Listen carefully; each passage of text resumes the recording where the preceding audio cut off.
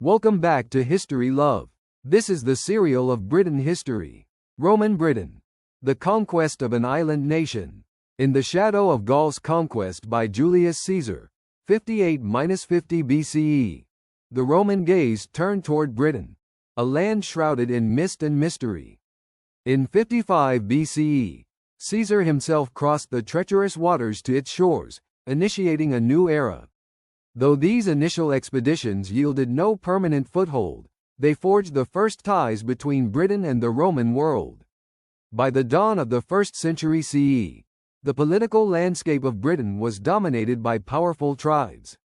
To the north of the Thames stood the Catuballani, led by Tasciovanus and later his son Cunobelinus, whose rule extended from the tribal stronghold of Camulodunum, modern-day Colchester. To the south lay the Atrebates, ruled by Commius and his lineage, who found themselves increasingly threatened by Catubelliunian expansion. Further afield, the Iceni, Dobuni, Brigantes, and others ruled independent territories, issuing coins and governing in the shadow of Roman influence. The Roman invasion. It was Emperor Claudius, driven by ambition and a desire for glory, who initiated the full-scale conquest of Britain in 43 CE. The pretext? An appeal for aid by Verica, a displaced Atrebatic king, whose plea gave Rome the excuse it needed to act. Under the command of Aulus Plautius, an army of 4 legions and auxiliary regiments crossed the Channel, their fears of the unknown outweighed by their discipline and loyalty to Rome. Landing at Richborough in Kent, the Romans faced the forces of Togodumnus and Caratacus, sons of Cunobelinus. The Britons, caught unprepared, suffered a series of crushing defeats. The Medway crossing near Rochester became a bloody battleground, and the path to Camulodunum was left open. Claudius himself arrived to oversee the campaign's triumphant conclusion, solidifying his reputation in Rome. Within a single campaign season, the Roman grip on southeastern Britain was secure. Some tribes, fractured and weary of internal strife, chose submission. Others, like the Silures and Ordovices of Wales, prepared for prolonged resistance.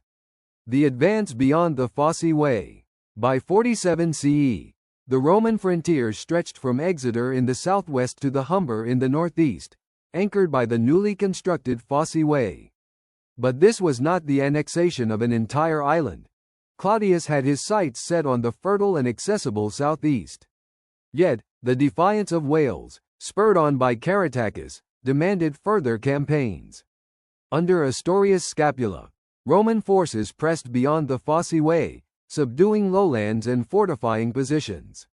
Legion 20, reinforced by a veteran settlement, Colonia, at Camulodunum, spearheaded these efforts. Camulodunum itself became the provincial hub, a symbol of Roman urban life and governance. To the north, the Brigantes, Britain's largest kingdom, played a pivotal role. Their queen, Cartimandua, maintained a treaty with Rome, even capturing and delivering Caratacus to her Roman allies. Yet, her reign was fraught with internal strife, and rebellion simmered under her husband, Venusius, testing Roman resolve.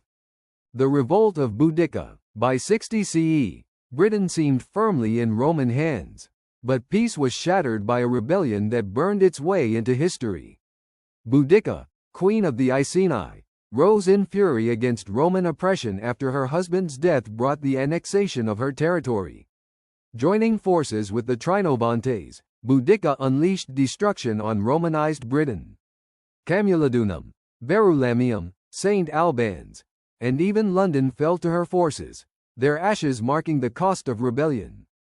Governor Suetonius Paulinus, campaigning on the island of Anglesey, returned to confront this threat. Though Boudicca's rebellion was ultimately crushed, the harshness of Paulinus's retaliation drew criticism even within Roman ranks.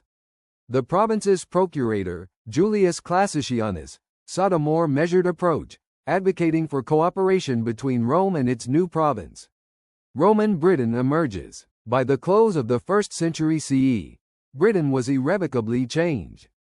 Roman roads stitched the land together. Roman governance reshaped its tribes, and Roman ambition turned an isolated island into a vital part of the empire.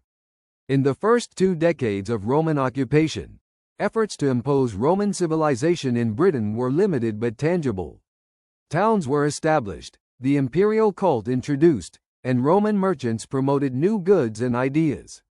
However, it wasn't until the Flavian period, 69–96 CE, that Roman influence began to take deeper root, spurred by military campaigns, urbanization, and education initiatives. The Flavian period and urbanization. Under governors like Julius Frontinus, 74–78 CE, and Gnaeus Julius Agricola, 78–84 CE, the Roman military secured key territories, including Wales and northern Scotland. These victories allowed a shift of military resources from southern Britain, enabling the development of self-governing civitates, administrative districts modeled on indigenous tribal territories. These civitates became hubs for Roman-style governance, urbanization, and education, fostering a new cultural synthesis in southern Britain. Tacitus, Agricola's son-in-law and biographer, described the Roman effort to educate local elites as a key strategy to Romanize Britain. By the 2nd century, urban centers were thriving, with new infrastructure, public buildings, and trade networks transforming the landscape. Challenges in the north and the construction of Hadrian's Wall. While the Roman conquest of Wales was complete by 78 CE, Agricola's invasion of Scotland faltered due to manpower shortages. By 90 CE, one of Britain's legions was redeployed to meet continental demands, forcing a re-evaluation of Rome's northern strategy. The decision to fortify a fixed frontier led to the construction of Hadrian's Wall, 122–130 CE, a monumental stone barrier stretching across the Solway Tyne Isthmus. The wall served as a defensive line and a symbol of Roman power, with forts and patrols monitoring movement and preventing incursions by northern tribes. Despite its formidable nature, the wall was breached only twice during moments of Roman vulnerability. Later, the Antonine Wall, made of turf, briefly extended Rome's frontier to the Glasgow-Edinburgh line, but Hadrian's Wall remained the enduring boundary of Roman Britain. The divide between lowland and hill country. The Romanization of Britain created stark contrasts between lowland and upland areas. Lowland Britain, dominated by Belgic tribes, these regions embraced Roman agriculture, trade, and urban life. Settled agriculture and a network of towns facilitated integration into the Roman economy. Upland Britain, Wales and the north, the pastoral economies of these regions clashed with Roman urbanism. The hill tribes of Wales and northern England resisted Roman control, viewing it as a threat to their way of life. Rebellions persisted into the 3rd century, compounded by occasional alliances with free tribes in Scotland. The Roman army and its economic impact. By the late 1st century CE, Britain was garrisoned by 3 permanent legions stationed at York, Chester, and Caerleon, supported by about 40,000 auxiliary troops. This military presence had far-reaching effects. Economic development. Troops required supplies, fostering local production and trade. Markets around military installations thrived, integrating Britain more fully into the Roman economy. Policing and frontier defense. Auxiliary forces manned the forts and walls, patrolled borders, and maintained order, allowing Roman governors to focus on urban development and taxation. The later Roman frontier. Even as Hadrian's Wall remained the primary frontier, Rome continued to influence southern Scotland. The Emperor Septimius Severus campaigned there between 208 and 211 CE, establishing new bases and strengthening Roman oversight. By the 3rd century, diplomacy and treaties replaced military occupation, with Rome relying on subsidies and alliances with native tribes to maintain stability. In the 4th century, as sea raiding became a greater threat, reliance on naval patrols and friendly client states grew.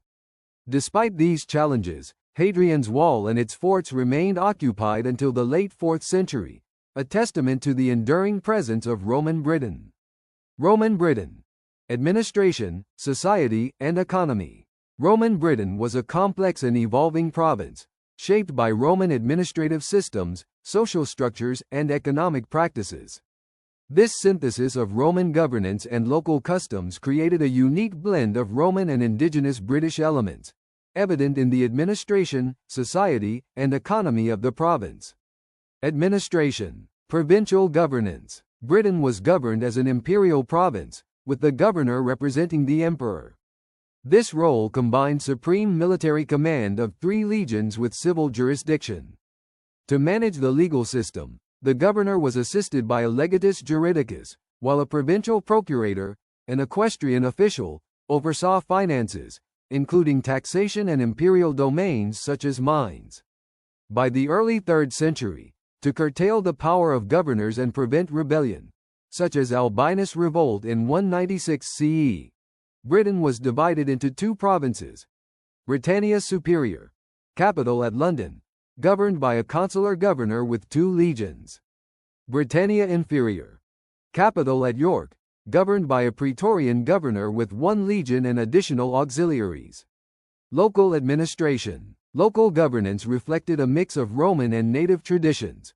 Chartered towns, coloniae like Camulodunum, Colchester, Lincoln, Gloucester, and later York enjoyed self-governance modeled on Roman republican constitutions. Citizens in these towns held privileges under Roman law. Civitates peregrinae. Indigenous tribal areas granted self-government by the late 1st century. These communities, governed by elected councils and magistrates, handled local taxation and justice. Client kingdoms. Temporary arrangements with allied rulers, such as Cogidubnus of Chichester, served as transitional governance during early occupation.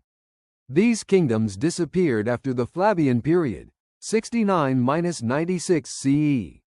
Roman society. Social structure and citizenship. Roman society introduced avenues for social mobility, including Roman citizenship, which could be earned through military service. Auxiliary soldiers gained citizenship after 25 years of service. Direct grants. Rarely, individuals were awarded citizenship for service or loyalty to Rome.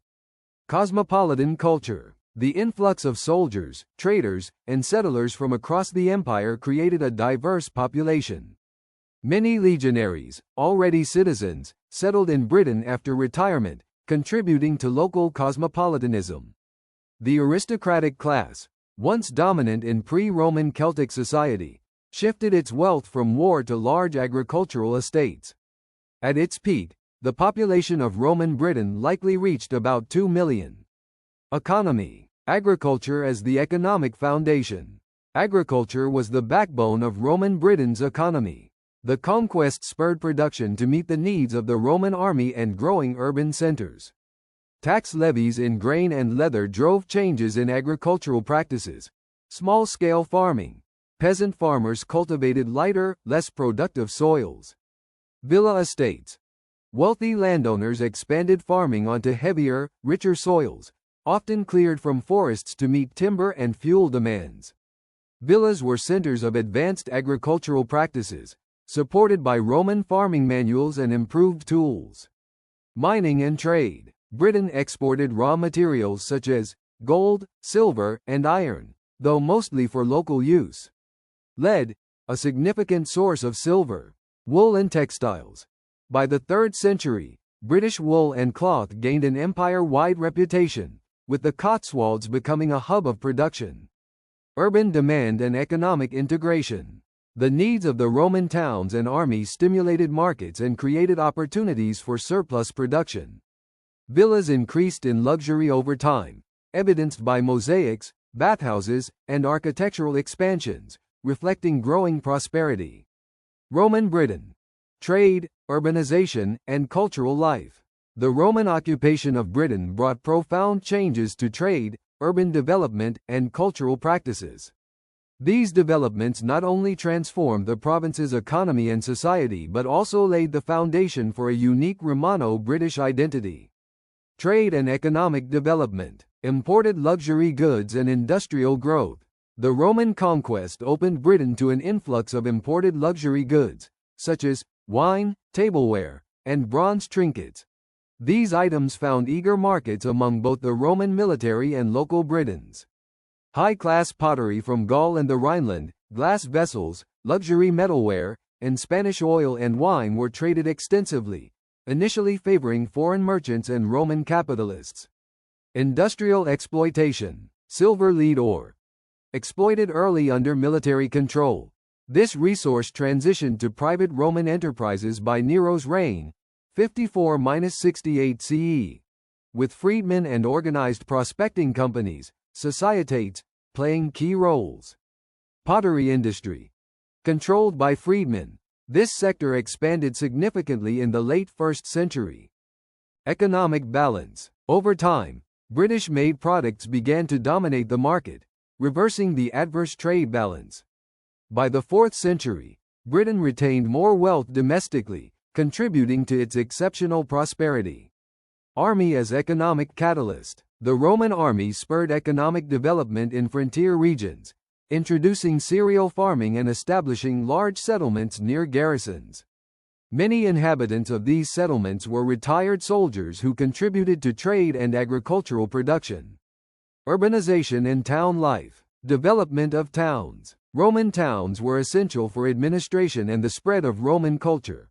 Early towns were built with half-timbered buildings, transitioning to stone structures after 100 CE. Administrative capitals featured regular street grids, public baths, forums, basilicas, temples, and occasionally theaters and amphitheaters. Town walls were constructed in the 3rd century, primarily to maintain earlier defensive earthworks. Trade and manufacturing hubs. Towns varied in size, serving as centers of trade, manufacturing, or agricultural markets.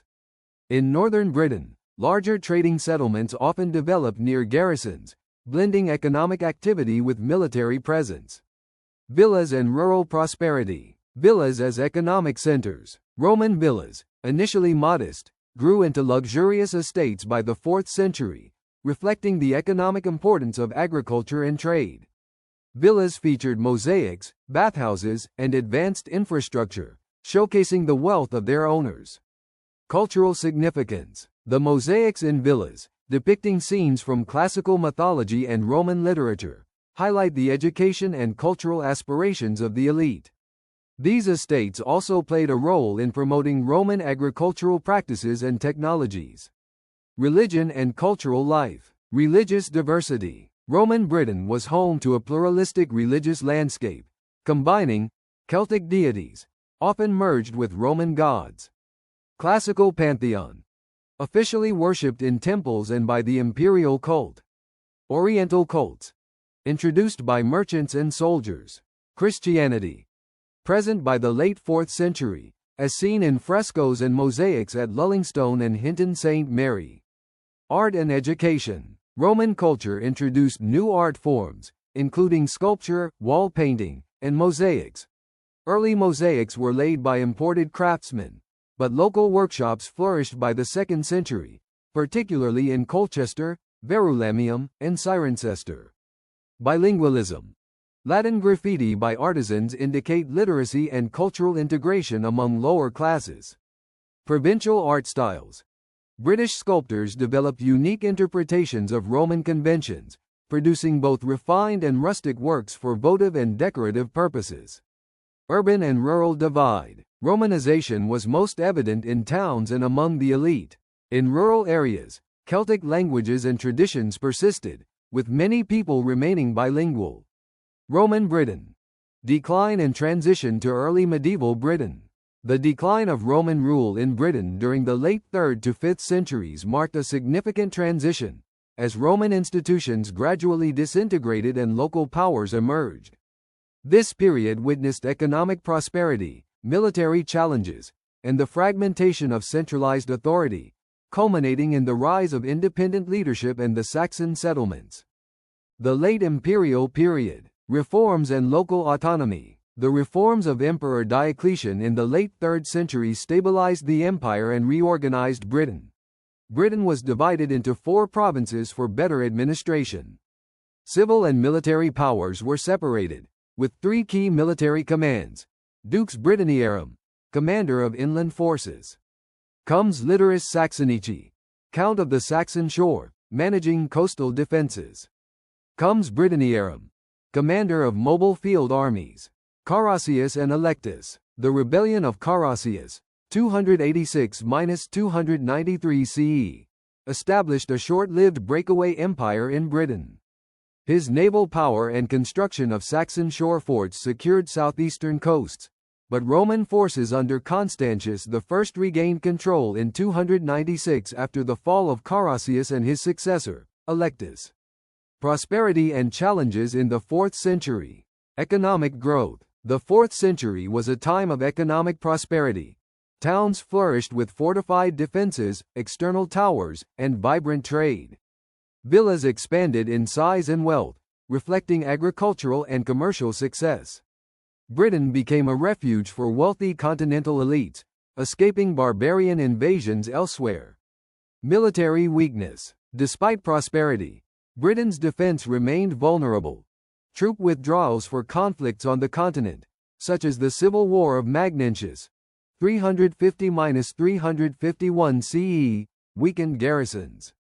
In 367, a coordinated assault by Picts, Scots, and Saxons led to widespread damage. Count Theodosius restored order and strengthened defenses, but subsequent withdrawals under Magnus Maximus, 383 CE, and Stilicho, late 4th century, further eroded security. End of Roman rule.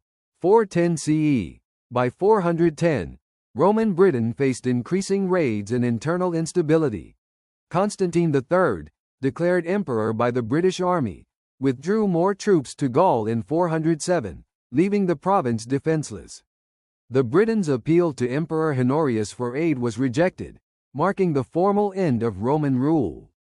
Honorius advised the cities to defend themselves, signaling the transition to local governance. Post-Roman Britain. Rise of local leadership. Without Roman oversight, power shifted to regional rulers. One prominent figure was Vortigern, circa 425 CE, who relied on Saxon mercenaries, foederati, to defend against Pictish raids. However, this strategy backfired. In 442, the Saxons rebelled, inviting reinforcements and establishing a foothold in Britain. Economic and social disintegration. Villas. The breakdown of trade and the escape of slaves rendered villa estates unsustainable, leading to their abandonment. Towns. Although initially refuges for the wealthy, towns declined as food supplies and trade networks collapsed. The Saxon Rebellion and groans of the Britons. The Saxon Revolt initiated a prolonged period of warfare and chaos. By 446, the Britons made a desperate plea to Aetius, the Roman general, for assistance. The groans of the Britons, but no help came. Resistance and the role of Ambrosius and Arthur. Leadership by Ambrosius Aurelianus and the legendary Arthur helped stabilize the situation. The Battle of Mons Badonicus, circa 500 CE, was a turning point, halting Saxon expansion and allowing for a brief period of peace. Cultural and religious shifts. Christianity and Pelagianism. Christianity grew significantly in the 5th century, but theological divisions emerged. Pelagianism, a British-origin heresy emphasizing human will over divine grace, gained influence. The Roman Catholic Church, supported by figures like Saint Germanus of Auxerre, sought to re-establish ties with Rome and counter Pelagian ideas. Saxon settlements and long-term effects. Planned Saxon settlements, initially intended for defense, evolved into permanent communities. Over time, these settlements contributed to the decline of Romanized Britain, the emergence of a new cultural landscape blending Celtic, Roman, and Saxon elements. Legacy of Roman Britain. The fall of Roman Britain marked the end of an era and the beginning of a complex transformation. While the infrastructure of Roman civilization gradually faded, its influence persisted in architecture, Christianity, and cultural traditions, shaping the foundation of early medieval Britain.